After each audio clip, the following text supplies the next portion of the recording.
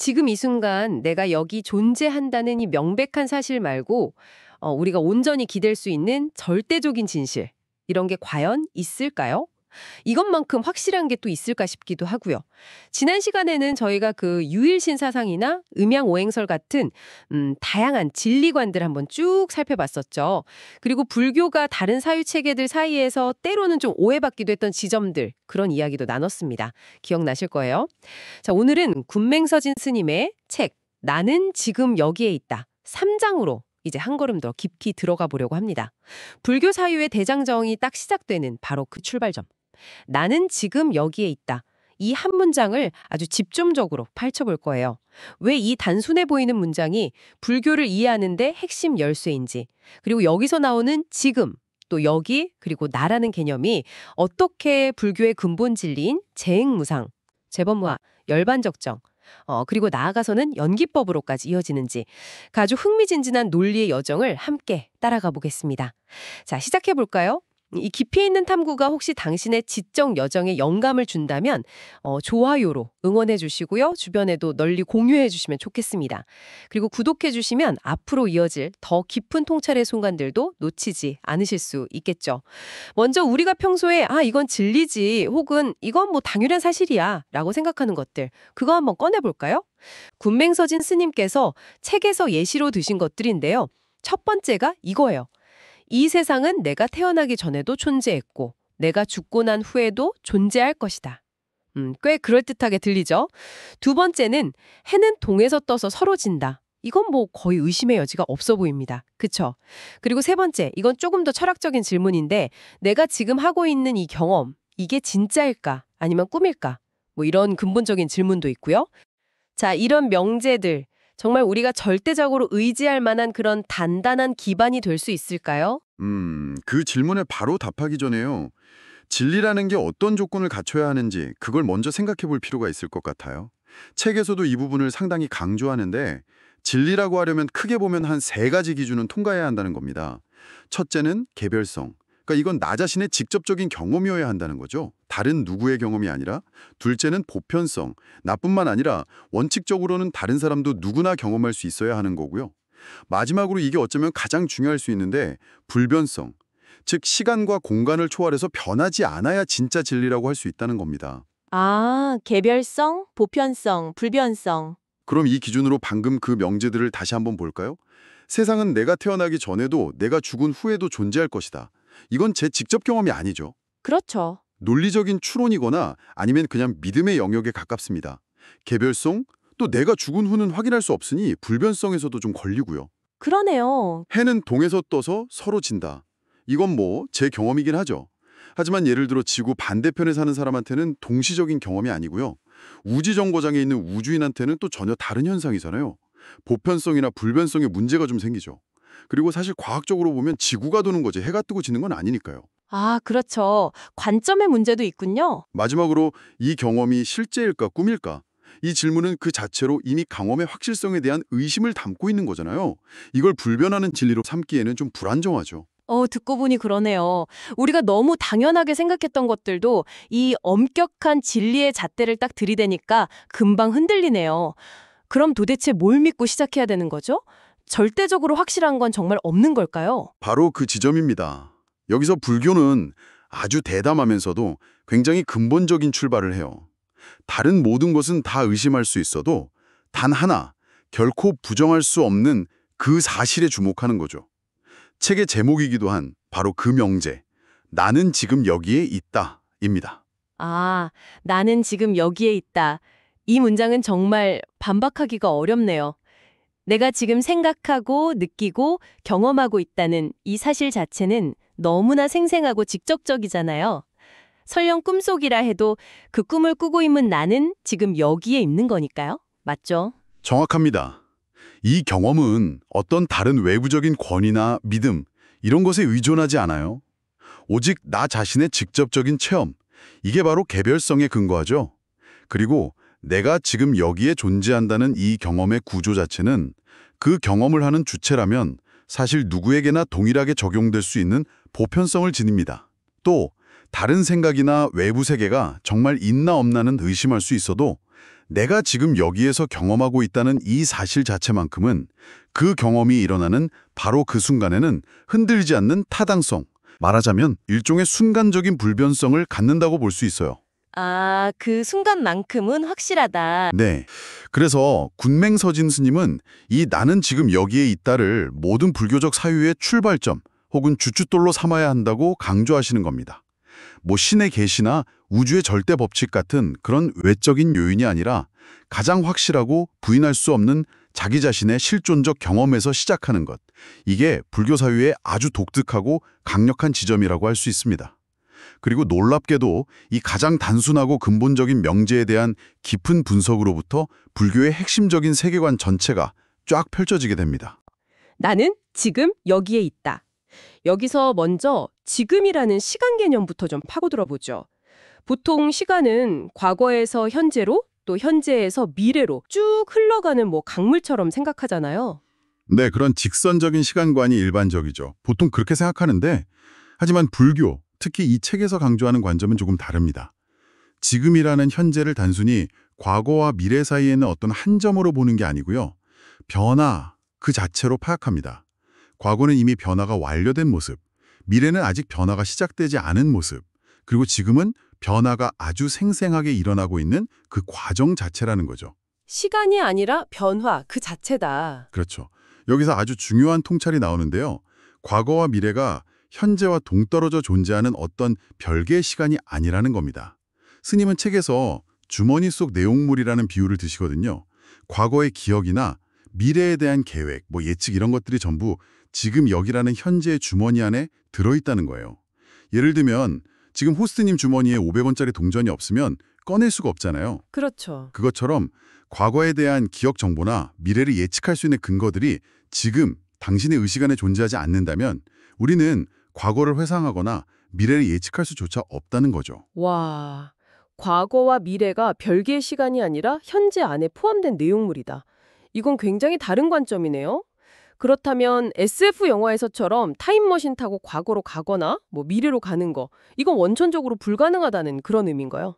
이 측의 관점에 따르면 그렇다고 봐야죠. 설령 그런 기계가 있어서 과거의 어느 시점으로 이동한다고 해도 당신이 도착한 그 시점은 당신에게는 그냥 새로운 현재가 될 뿐입니다.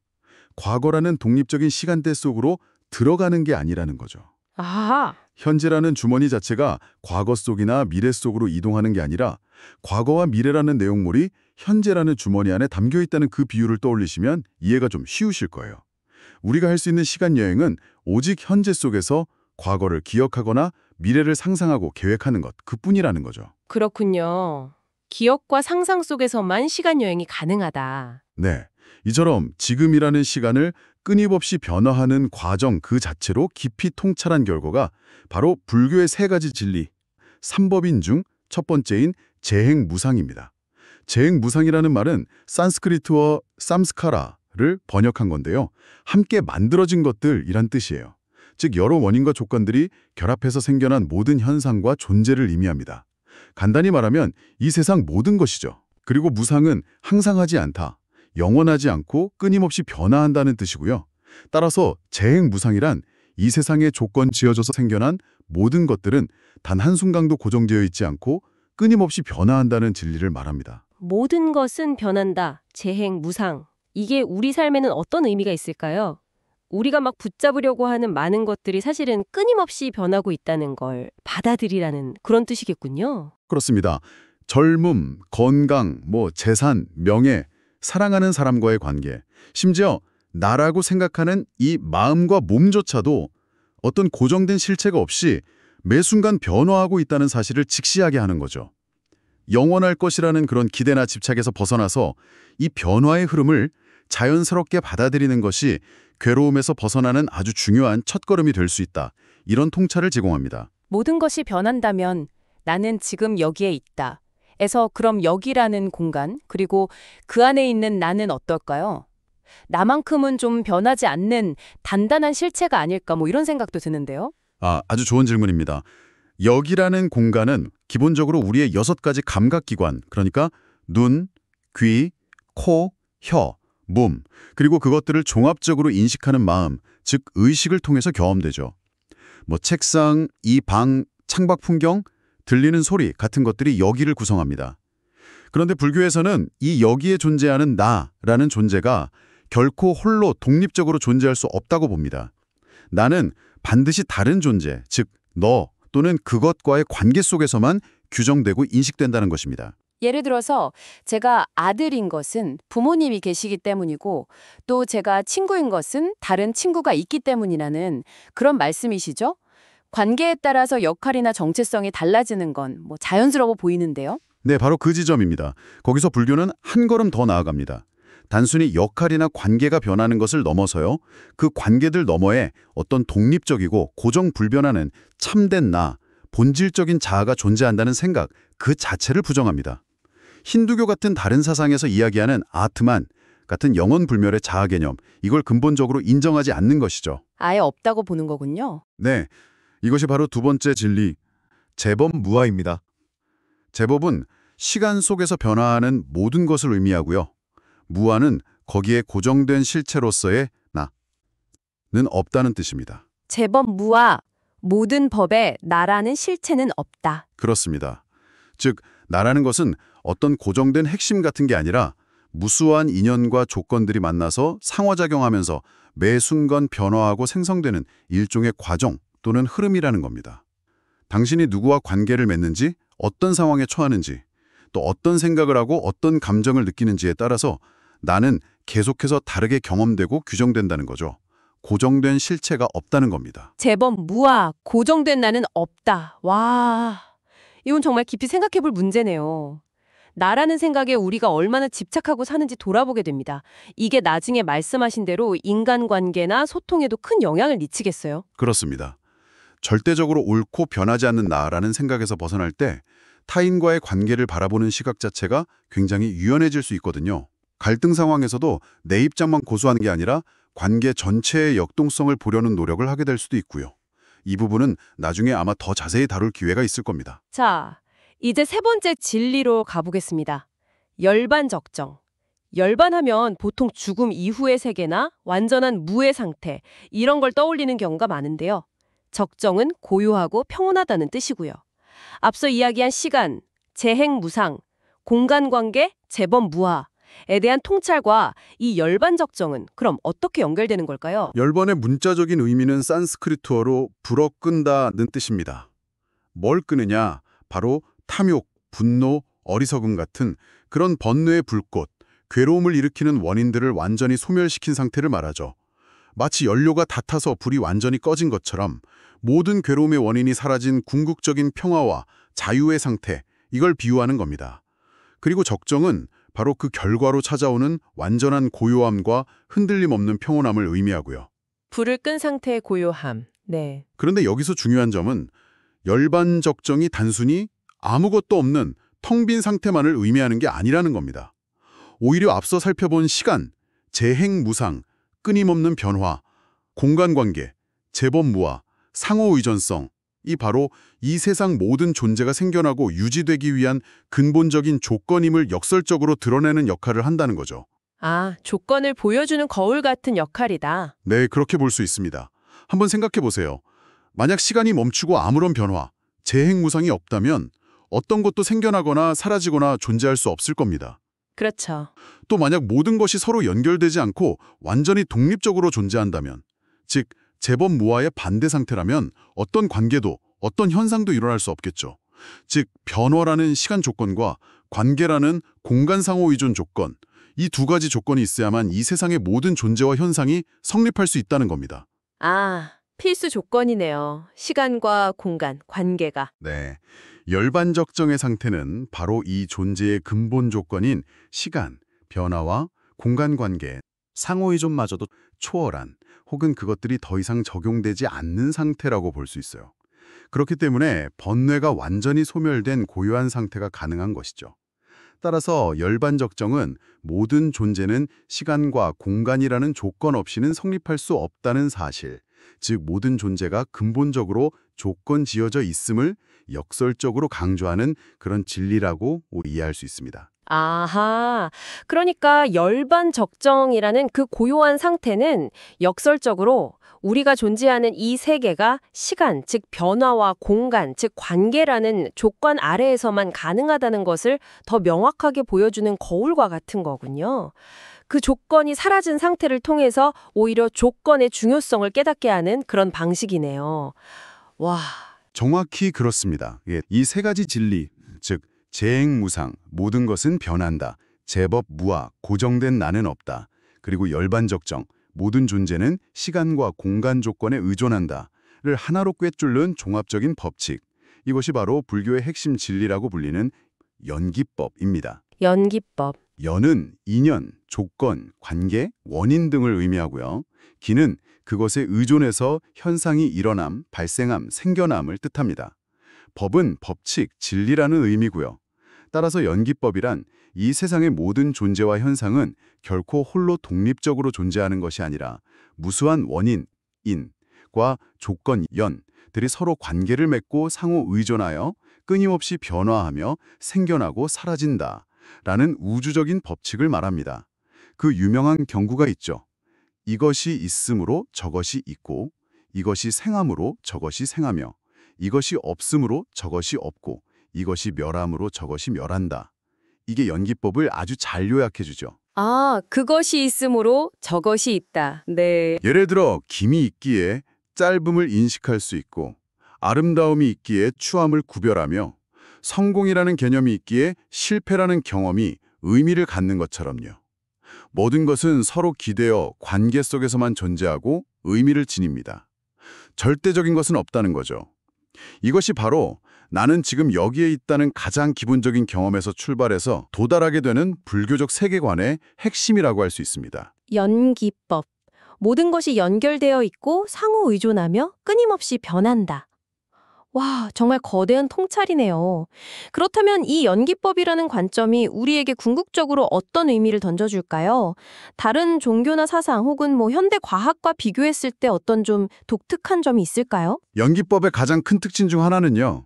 많은 종교나 철학처럼 어떤 절대적인 존재, 신이나 브라만이나 이데아 같은, 아니면 변하지 않는 실체, 아트만 같은 것을 먼저 딱 설정하고 거기서부터 세상을 설명해 내려오는 그런 하향식, 탑다운 접근이 아니라는 점입니다. 연기법은 앞서 계속 강조했듯이 나는 지금 여기에 있다는 가장 직접적이고 부인할 수 없는 각자의 경험에서 출발해서 그 경험의 구조를 분석함으로써 세계의 근본 법칙을 밝혀나가는 상향식, 버텀업 접근 방식을 취하죠. 경험에서 출발하는 상향식 접근. 네, 모든 것이 고정된 실체 없이 오직 관계와 조건에 따라서 끊임없이 변화한다는 이 연기법적 통찰은 우리를 어떤 형이상학적인 논쟁이나 추상적인 개념에서 벗어나게 합니다. 대신 우리가 매 순간 숨쉬고 느끼고 관계 맺으면서 살아가는 이 구체적이고 생생한 경험의 세계, 이 변화무쌍한 현실 그 자체에 더 깊이 주목하도록 이끌죠. 어떤 절대를 찾는 것이 아니라 지금 여기의 경험을 깊이 이해하는 데 초점을 맞춥니다. 경험을 중시한다는 점에서 어쩌면 관찰과 실험을 통해서 증거를 찾는 과학적인 탐구 방식과도 뭔가 통하는 면이 있을 수 있겠네요. 과학도 결국 경험적인 증거를 바탕으로 하니까요. 네, 아주 중요한 지적이십니다. 과학 역시 현상을 관찰하고 실험하는 그런 경험적인 과정을 통해서 법칙을 발견하고 검증하려고 하죠. 특히 불교의 연기법적인 사고는 어떤 현상을 독립된 개체로만 보는 것이 아니라 그것을 둘러싼 무수한 요인들과의 복잡한 상호작용 속에서 이해하려는 이른바 시스템적 관점, 시스템 싱킹을 강조합니다. 시스템적 관점? 네, 이는 복잡한 시스템들을 다루는 현대과학, 예를 들어 생태학이나 뇌과학, 사회과학 같은 분야의 접근 방식과 상당히 유사한 측면이 있습니다. 모든 것을 연결된 네트워크로 보는 관점이죠. 아, 연결망으로 본다? 그렇죠. 물론 불교의 궁극적인 목표는 해탈과 깨달음이니까 과학과는 다르지만 그 사유의 출발점과 과정에서 경험을 중시하고 모든 것을 관계와 변화 속에서 파악하려는 태도는 현대적인 사고와도 충분히 대화할 수 있는 지점을 제공합니다. 핵심은 어떤 고정관념이나 절대적인 실체라는 환상에서 벗어나서 상호 연결되어 끊임없이 변화하는 이 살아있는 현실, 즉 우리의 경험을 있는 그대로 정직하게 보고 이해하려는 노력에 있다고 할 수 있습니다. 군맹서진 스님의 책은 바로 이 점을 아주 설득력 있게 제시하고 있죠. 네. 오늘 우리는 군맹서진 스님의 나는 지금 여기에 있다 3장을 통해서 불교 사유의 아주 단단한 주춧돌이죠. 나는 지금 여기에 있다는 이 명제가 왜 그렇게 중요한지 깊이 탐구해 보았습니다. 그리고 이 가장 확실한 경험적 사실로부터 어떻게 시간, 즉 재행무상, 모든 것은 변한다. 또 공간과 나, 재범무화, 고정된 나는 없다. 그리고 존재의 조건, 열반 적정, 존재는 조건에 의존한다. 이 세 가지 핵심 통찰, 즉 삼법인이 도출되는지, 그리고 마침내 이 모든 것을 아우르는 불교의 근본 진리인 연기법, 모든 것은 상호 의존하여 변화한다는 그 법칙으로 나아가는지 그 논리적인 여정을 쭉 따라가 보았습니다. 마지막으로 오늘 나눈 이야기와 관련해서 당신 스스로에게 한번 던져볼 만한 질문 하나를 남겨드리고 싶습니다.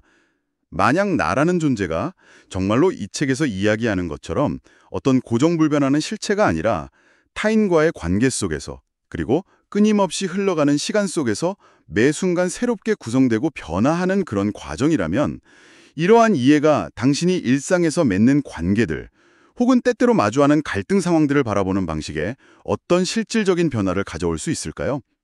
절대적인 나, 변하지 않는 내 입장이라는 그런 관점에서 조금 벗어날 때 무엇이 좀 다르게 보일 수 있을지 잠시 조용히 생각해 보시면 좋겠습니다. 다음 시간에는 이어서 4장 생명의 근원, 무명을 탐구합니다. 그렇다면 우리는 왜 이 명백한 연기법적 현실을 있는 그대로 보지 못하고 나라는 생각에 집착하면서 괴로움을 겪는 걸까요? 그 근본적인 원인인 무명, 즉 밟지 못함에 대해서 더 깊이 파고들 예정이니 많은 기대 부탁드립니다. 오늘 이 깊은 사유의 여정에 끝까지 함께 해주셔서 진심으로 감사합니다. 또한 이 귀한 가르침을 나는 지금 여기에 있다라는 책을 통해 저희에게 전해주신 저자 군맹서진 스님께도 깊은 감사의 마음을 전합니다. 여러분께서도 스님의 가르침에 대한 감사의 마음이나 오늘 내용 중에 특별히 와닿았던 부분이 있다면 댓글로 남겨주시면 저희에게 정말 큰 힘이 될 것 같습니다. 부디 편안하고 의미 있는 하루 보내시길 바랍니다. 저희는 다음 시간에 더욱 흥미로운 탐구로 당신을 다시 찾아뵙겠습니다.